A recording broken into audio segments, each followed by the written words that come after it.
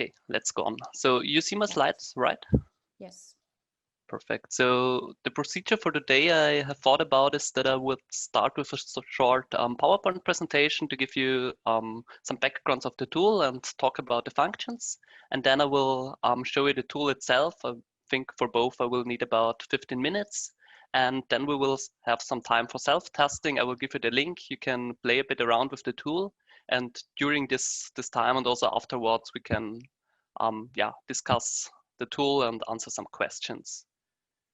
So I have put the motivation in here, Wolfgang, for your question. We've already discussed it a little bit, but yeah, you're right. The tools are closer together than originally planned, but I think nevertheless it makes sense to have both of the tools. So I think for the Autarky Rate tool is really not mainly focusing on energy agencies, but more on people who are sitting at home, have their own house and think, should I probably install an energy storage? And with some easy inputs, they can have some fast calculations and see hopefully that it makes sense, and this can initiate a closer engagement with this topic, maybe with Philip's tool. Maybe they go to some energy agencies and say, hey, I think that could make sense. Could you do us a detailed calculation about it? And we also try to provide with the checklist I will show you later on some special informations about storages in historical urban centers based on the findings in this project. So the goal is to have a technical, economical, and ecological evaluation of different producers and storage constellations, and that it's really easy usable. So the target group is the general public, as I already said. We try to make it really simple, not too much inputs, not too complicated inputs, but only the main things we need, and very straightforward. By pressing on the calculation button, we get some results. And as it's a web application, we will have a high availability. So here on this slide, you see the interface of the tool. I have the details on the next slides. So you see we need some inputs for the power generation, which type of power generation, peak power, and for the PV system, also the orientation and inclination. It's the same than we had in Philip's tool. Then we need for the consumer just the yearly consumption or the consumption per period if we choose another period here, and the type of the profile and the country because of the different electricity prices of every country, and only two values for the storage: the usable capacity of the storage, so this is the maximal energy we can store in the storage, and the maximal charging capacity, which is the maximal power we can charge the storage with. So if we talk a little bit more about the details, for the producer, we have three different production profiles. The main profile will, of course, be the photovoltaic system. I think that's will mostly be used and of most interest of everyone. We have here the same calculation as Philip already explained. We have a global radiation in the background, and based on the orientation and inclination angles the user chooses, we're calculating the PV production. We have also implemented wind energy. This is measured data from a spot in Austria and Lower Austria, which we have for 1 year, and we are scaling with the peak power, and we have some values for a small scale hydropower plant also integrated.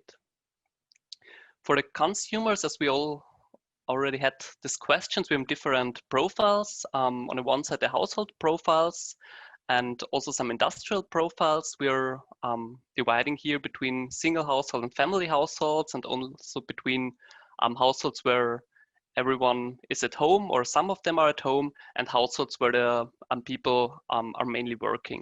The difference here is that, for example, if we use a household with workers, then we have the main consumption peaks during work days in the morning and at the evening, and during the day we do not have that much consumption. This is different if we have a household with people who are already retired, for example. They're also at home during the day and they have a higher consumption during the day. And if we think about PV production, which we will have mainly during lunchtime, So it will make a difference how much PV we can directly use and how good this fits. I will show you this later on in the tool itself. Then we have the industrial profile. These are, or let's say the household profiles, maybe they are also generic profiles generated with the so-called load profile generator. This is a freeware in which is available in the internet. It's was developed from Mr. Pfluger during his doctoral thesis, and I think it's a quite good tool to generate such profiles. So if you need such profiles, you can have a look on this tool, not only for electricity profiles, also for hot water and so on. Yeah, then we have the industrial profiles. These are some standard load profiles from the Austrian power grid. They publish such profiles every year. And we have implemented the profiles from HUC, which is called Castle here, and the slope elevator from Cuneo. And all this is only to know when the electricity is needed, and how much comes from the annual energy demand with which we are scaling these profiles. Then we have the storage. We have the two input variables, the useful capacity, which is the maximum energy which can be stored in the storage, and the maximal charging power we can charge the storage with. And based on this, we're internally calculating the losses. So we are not using a fixed efficiency for charging, discharging, but we have a curve in the background, and based on the relation between the maximum charging capacity and the actual charging capacity, we are calculating the losses for every charging, discharging circle. And based on this, we're calculating the overall efficiency. So if we have, for example, a maximum charging capacity of 10 kilowatts, and the PV plant will at this moment only provide 1 kilowatt, then the losses are higher than when we will have 9 kilowatt, for example. So we have to choose this value carefully, not too big, otherwise we will have high losses, but also not too small, otherwise we will not be able to use all the PV power to charge the storage. How do we calculate the storage charging, discharging? We have three priorities. In the first priority, we always use the energy which is available from the PV or from other production units for their own consumption. So without storage, so if we have some energy from the PV system and we need some, we use them for the direct own consumption. Only if we have some surplus, we feed this energy in the storage. And only if this is not possible because the storage is already full or the charging or the maximum charging power is too small, then we feed in this energy in the public grid. And the same accounts the other way around when we are discharging the storage. So that's it from the input variables. We can talk a bit more about the details if you have some questions later on. This is the output sheet, how it looks like when we press the calculation button. So we have some economical outputs, some technical outputs, and the ecological output, which is mainly the CO2 emission savings. I again have more details on the next slides. So for the economic and ecological evaluation, we are calculating the yearly energy cost savings. That's again similar to Philip's tool. We have here a reference case which says that we have no production unit and no storage, which means that we have 100% grid consumption. This is the reference. And then we calculate the chosen scenario, and we see which energy costs we have for a reference case, which we have for the chosen scenario, and which energy cost savings we have per year. And based on this, we are also making an estimation of the amortization period. As I said here, this is only an estimation.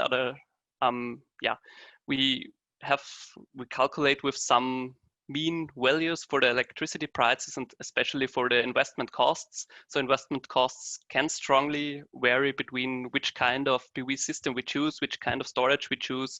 If we need some additional things like we had in HUC to install the PV system, this can cause a lot of higher costs.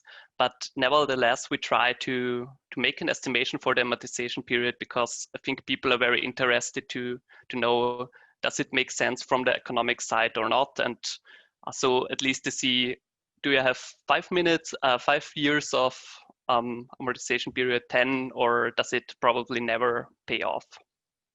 And we have also considered some founding possibilities to be a bit more accurate, because in nearly every country you get at least a few percent if you install a new PV system or a new storage of founding money.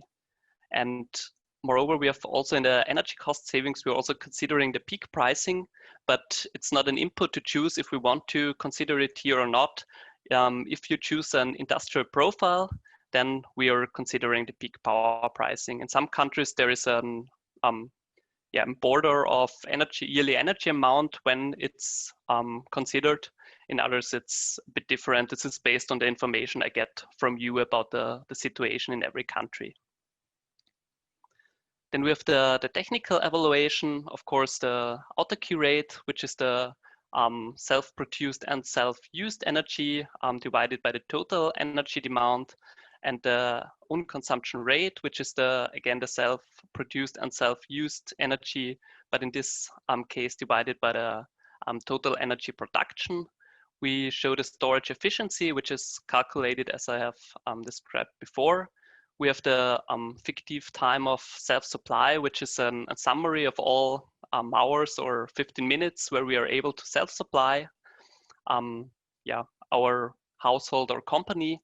And we have the checklist where we have some more details, which on the one hand saves the calculation. So this is an PDF document we can calculate. We see the input and parameters we have chosen, so we remember what we have calculated. We see the results, and we also get some additional explanations of the results. I will show you this later on when we generate the checklist.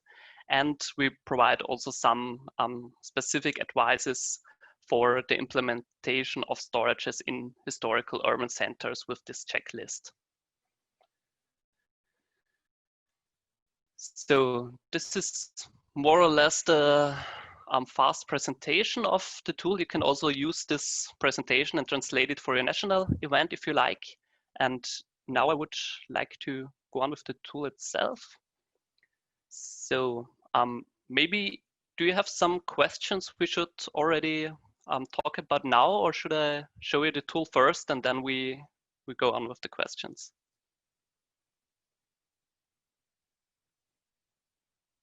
Okay, so I will go on with the tool. Do you see the tool now? Yes, we can see it. Full screen. Yes, perfect. So if you press on the link I have shown you before, then you come to this interface. The final link you see here will change. We can talk about this link later on. It will be more intuitive with something with Store4HUC and Autarky Rate Tool, whatever. We have two languages at the moment in the tool, the English and the German one. We can choose it here, and by pressing now, we have the English interface. You see, we can choose here the type of the production unit. For example, we use photovoltaics.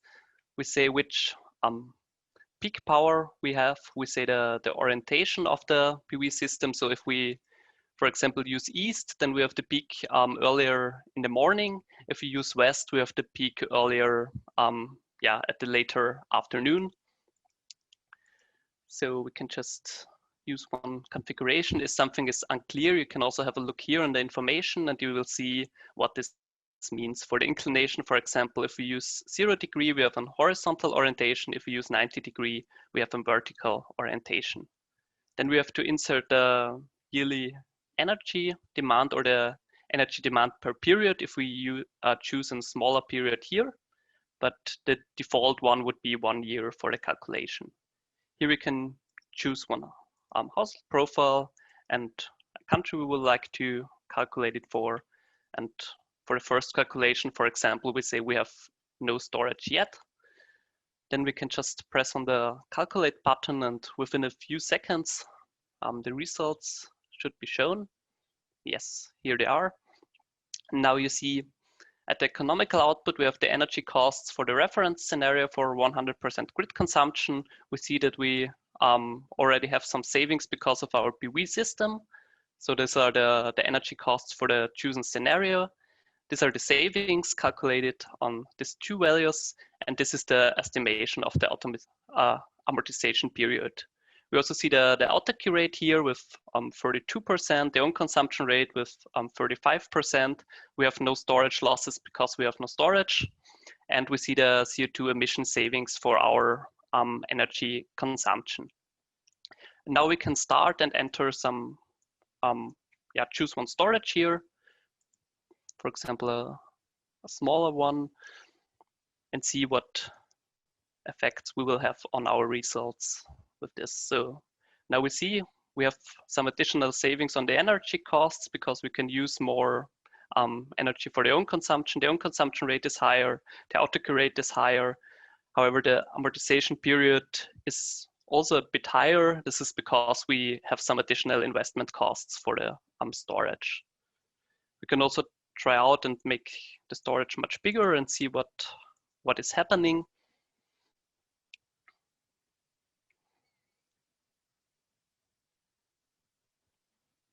Yes, so you see the autarky rate is again increasing, of course. The own consumption rate is increasing, but the amortization period is now already quite high with 15 years.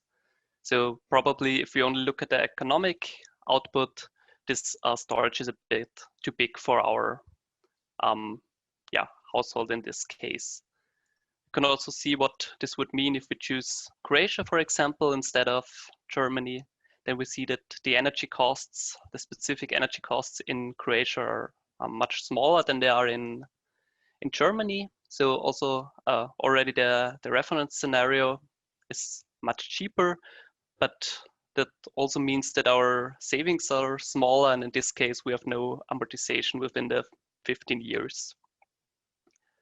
Then I can also show you, if we use the smaller one again, the difference between the profiles. If we start with a double household where both people are working at the moment.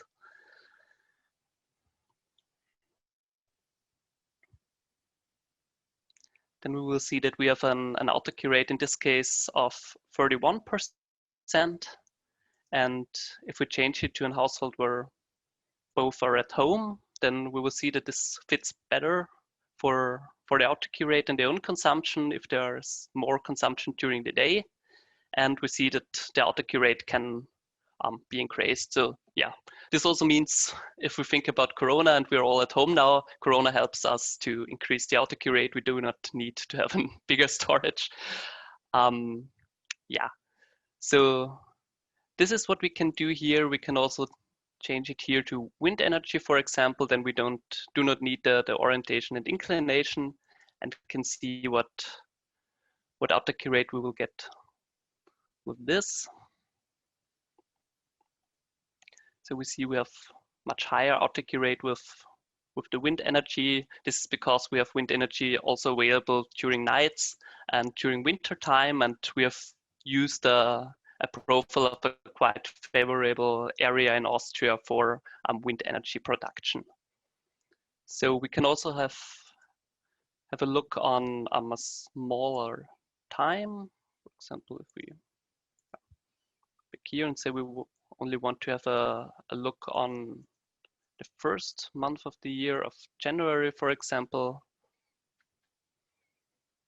In this case, we have also consider here that the kilowatt per hour are per period. So if we make the period smaller, we also have to make the consumption smaller in this case, and see how the autarky rate will look like in January, for example.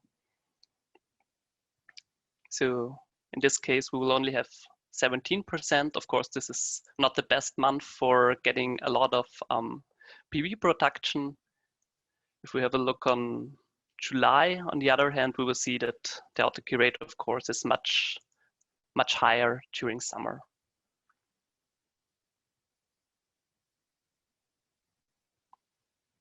Yes, so we see we have up to 70% in the summer months.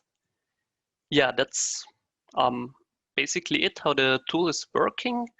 You see, if we have a smaller evaluation period. The amortization period is not shown here anymore because if we only calculate 1 month, we decided that this information is not enough to calculate the amortization period. Yeah, let's say close enough that it makes sense to display it here. So, and the last thing I like to show you is the checklist. So if we calculate a whole year again.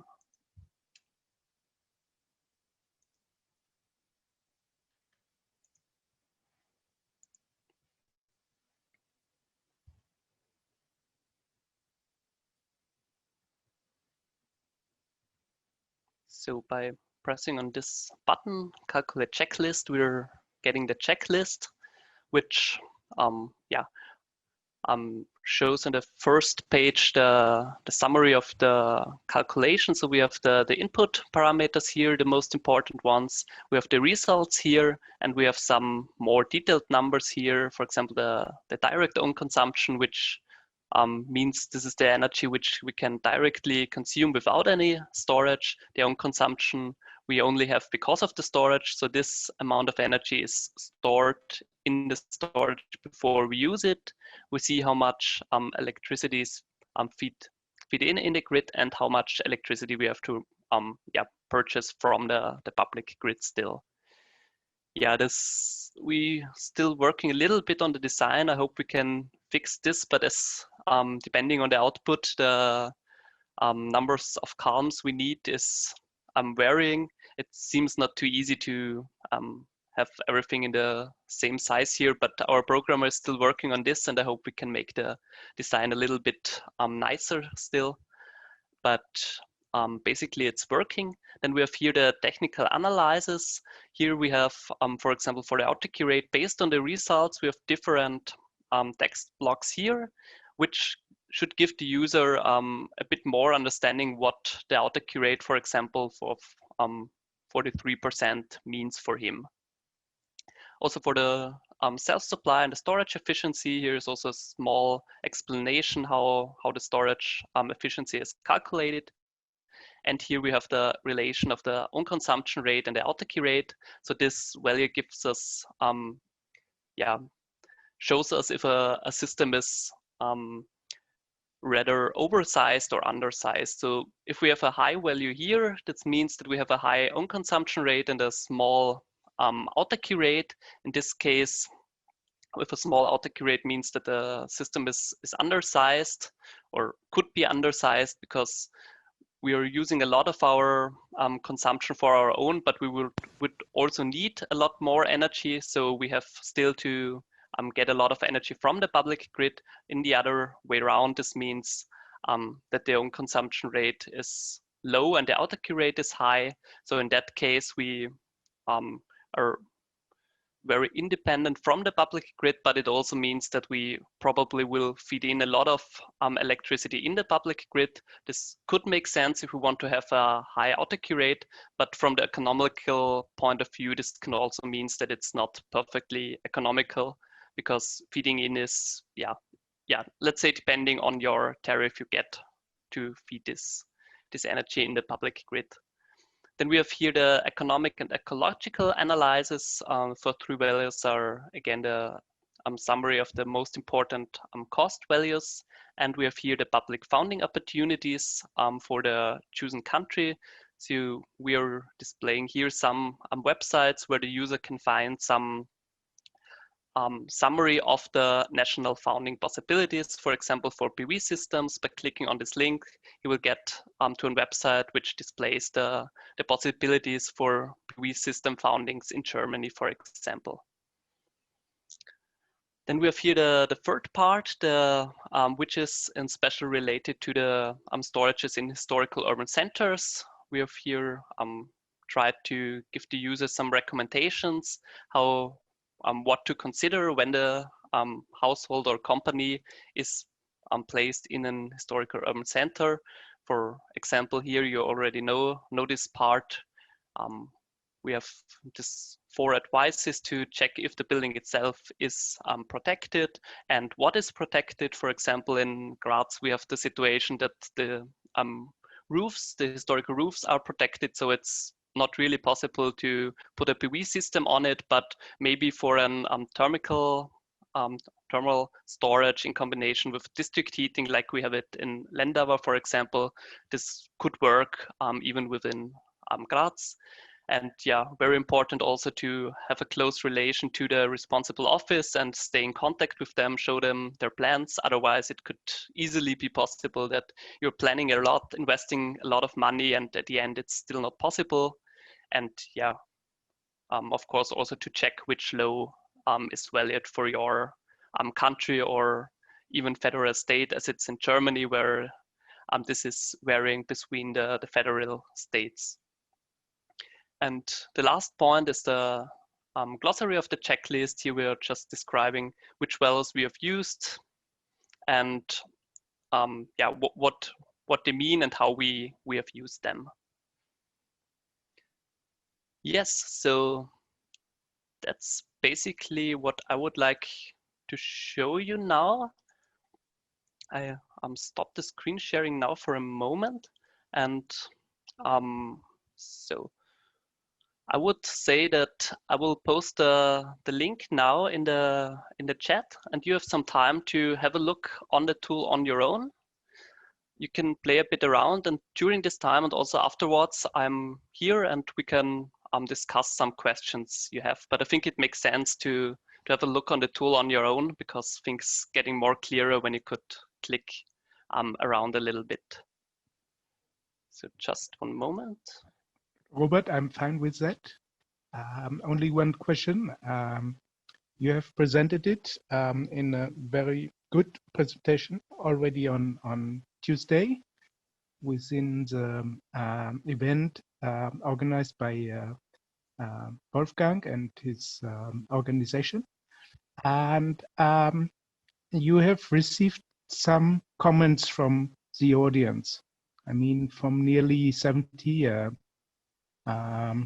experts of Germany, or mainly Germany, and some other German-speaking countries. Mm-hmm. Could you say some words about what you have learned and what you intend to incorporate till the end of the year before the publication of what you Yes, of of this course. nice tool? Yes, yeah, we got some very good feedback. A lot of things the people asked for are already planned. So of course it's important to have some documentation which we have in the deliverable and show them the numbers we have used in the background. So what is not in the deliverables yet, we will put online, of course. And then we also had some more question, which for me, yeah, let's say, have been asked from people who want to get more in detail to add their own consumption profile, for example, or to put in their own values for the economic calculation. Someone also asked if it's possible to calculate the optimal storage size. And I think at this point, it makes completely sense that we have these two tools, because this tool is rather simple for people who do not want to go that far into details, but we also have Philip's tool, which will offer nearly everything the people who want to go more in detail have asked for. So I think at this point, we only have to, yeah, as Wolfgang said, write a short introduction, which the Autarky Rate tool is for and which the other tools are for, and how people can use this. So I think most of the things people would like to have, we can provide. If not in the Autarky Rate tool, then with the other tools we have in the project. Thank you. Welcome. I just want to add that since yesterday, the recordings from our session are online at the conference website. We put a link in the upcoming newsletter, but it's in German, of course. But if someone is interested to watch it, you can. Thank you, Wolfgang. Thank you also for organizing the conference and the presentation of the Autarky Rate Tool. Okay, so the link is in the chat now, so please have a look on the tool on your own, play a bit around, see if everything is clear for you, if everything works out, and let me know if you have some questions. Robert, solar irradiation is adopted for each country, or it is general? This is general in the tool. Okay, thank you. That's also why the Autarky rate will stay the same if you change the country. Mm-hmm. Thank you. Yeah, but you're right. It would be also possible to add more, different solar radiations per country. But I know from Austria, depending on which village you are, if you are somewhere in the mountains or somewhere in the south where it's often foggy, it's depending quite a lot. And so I tried to have a mean solar radiation for Austria. And I think this should also work for Slovenia, southern Germany. So I think we will give you 10 more minutes to have a look on the tool, but please also feel free if you have any questions to let me know. We have 15 minutes altogether for your presentation. So yes, I would like to use the last 5 minutes to explain the next steps. Mm-hmm. So okay. would suggest 10 more Robert, minutes. Yes. For the evaluation period, why would we need to enter the year? Because anyhow, it's just the matter of how you select the months, yeah. Yes, the problem was that the calendar our programmer used, it was not able to deselect the year. So it's always the actual year. Yeah. But the calendar is fixed for maximum 1 year. So it's not possible to choose a larger period. Okay. So just 2020 is selectable. Yeah. Okay. Next year it will be 2021. I don't know why this was not possible, but yeah, I hope it's okay. Yeah. I would prefer to say environmental evaluation than ecological evaluation. It's more or less the same, but probably it's more, it suits more with this kind of tool, if you agree. Okay, yes, we'll talk about it in the last 5 minutes, but that's also what I would like to ask you to have in the next 2 or 3 weeks, to have a closer look on the tool. And if you find some mistakes or something is not clear for you, please write me a short mail, and then we can change the wording, especially in the checklist. Nearly all of you see the checklist today the first time. So if you find something which does not make sense for you or is not clear, just let me know. Or also for the info boxes, let me know if this works for you, or if you're missing something or something would make sense if we add it too. I have a question regarding this calendar. Is it just calculating the number of days, or is it related in some way to the temperature? Not to the temperature, but to the global radiation. As I've shown you before, if you choose January, for example, you have less solar radiation than in the summer. So you're able to see how would it look like in winter, how would it look like in summer. So we have the profile for 1 year behind, and we're just picking out a particular period if you choose a smaller one. That means it's connected with the PV installation and it has no connection with the storage. The storage has a connection with the PV, but yeah. If we do not have PV surplus, then we do not have that much energy in the storage, so it's also connected to the storage somehow, but not directly, yes. Because I remember a project where we did connect the temperatures, and we got it quite easy from the postal code. Yeah, I don't propose to make it more complicated. No? and but that's why I asked. No, But does the temperature make a difference for an electrical storage? um, I have no idea. Because if it may be a small one, but I don't think that we need it in It this tool doesn't. as we're It's not calculating with necessary. estimations. Okay. I think it's So the temperature can make a difference for PV production. So basically, if you take into account only global irradiance, then usually what you can do is to calculate that your PV is on 25 degrees, for instance. That's like a standard testing temperature we are using for it the PV. for PV. We're using it for Yeah. PV, but not for the storage. So for the PV, we calculate it with the outside temperature and the global radiation, but the Okay. storage does not care. But if that's it's winter or that's summer. then the answer for the question of Wolfgang. So temperature is used for Yes, for temperature PV. is used for the PV, but Yeah. as he asked particularly about the storage, it's used for PV, but not for the storage. Yeah. Okay. Or not, it is used for the storage, but because of the PV.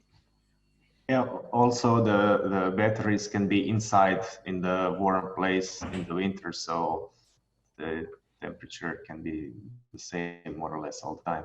Yes, that's what we are assuming here.